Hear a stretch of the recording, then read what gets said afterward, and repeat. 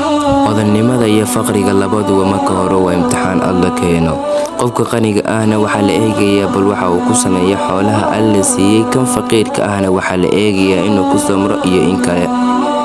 Assalaamu calaykum, kusoo dhawaada channelkan kulena YouTube. Fadlan haday tahay markii ugu horeysa soo booqatay subscribe ku jikan baleelkana taa ustaad nagu soo biirsan muuqaalada inay ku soo gaadhaan. Waxa kale oo in la tilmaamo mudan in kala qaybsanaantu dadku ay u kala qaybsan yihiin qani iyo faqiir ay xikmad ku jirto, oo haddii dadku qani wada ahaan lahaayeen ama faqiir noloshu macna ma yeelateen. Iyadoo ay sidaa tahay ayaa haddana in la xuso mudan in qof walba uu xorriyad buuxda u haysto inuu faqiir noqdo iyo inuu qani noqdo.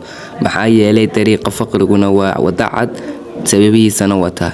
Dariiqa qanimaduna waa mid muuqda, sababihiisana wata. Dunida ugu qanisan ee la yiraahdo William Henry Gates oo ku magac dheer Bill Gates ayaa wuxuu yiri haddii aad dhalato adigoo faqiir ah wax dambi ah kuma lihid, balse haddii aad dhimato adigoo faqiir ah taas dambi ayaad ku leedahay. Nin gaala hadalkiisa inaan daliil ka dhigano waa laga fiican yahay, laakiin gaalku wixii xikmada ee diinteena aan ka hor imanayn waa laga qaadan karaa. Tani waxay la mid tahay qofku wuu dhalan karaa isaga oo ajar iyo khayr midna wadan, haddii uu dhinto isaga oo sidii uu ku dhashay ah waxba khayr aan shaqaysan, taas dambi ayuu ku leeyahay. Tan iyo taasna waa isku mid, waxba kuma kala duwanaa. Waxaa sidoo kale fikir qaldan aynu ka haysanaa inaynu daliishano qadarka Alle faqrinimadeena oo aan nidhaahno Ilaahay baa noo qoray. Sidaa waxaynu odhan karnaa marka aynu sababta oo dhan la nimaadno, balse aynu wax ku heli weyno. Laakiinse inagoo iska fadhina oo aan far dhaqaajinayn inaynu qadarka Ilaahay xujo ka dhigano, taasi maaha mid diinteena daliil ka haysata.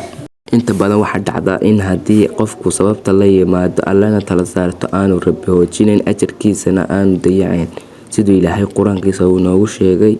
اصبر فإن الله لا يضيع أجر المحسنين. Waxa kale oo in la tilmaamo ah in qaninimada ay diinteenu dhiirigelisay halka faqrigana ay ka digtay. Nebigu naxariis iyo nabadgelyo korkiisa ha ahaadee wuxuu Alle ka magan galay faqriga, waxaanu yidhi أعوذ بك من الفقر والكفر والشرك.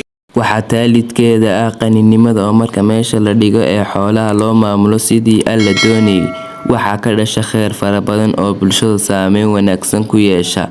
qaninimada noocaas ah nabigeena ayaa tilmaamay, waxa uu yidhi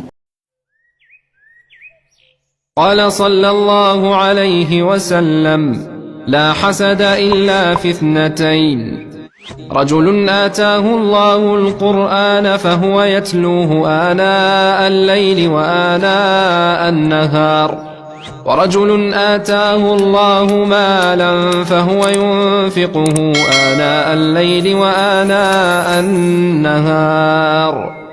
sidaa daraadeed xooluhu waa nimco iyo fadli Ilaahay bixiyo, oo haddii sidii Rabbi kaa doonay aad u maamusho aad jannada Rabbigaa ku galayso, sidoo kale aad kuna helayso liibaan adduunya iyo mid aakhiraba. maanta muuqaalkan intaas aynu eegay. Fadlan hadaa tahay shayga like saar, siina share kare muuqaalka si uu gaaro asxaabtaada kale.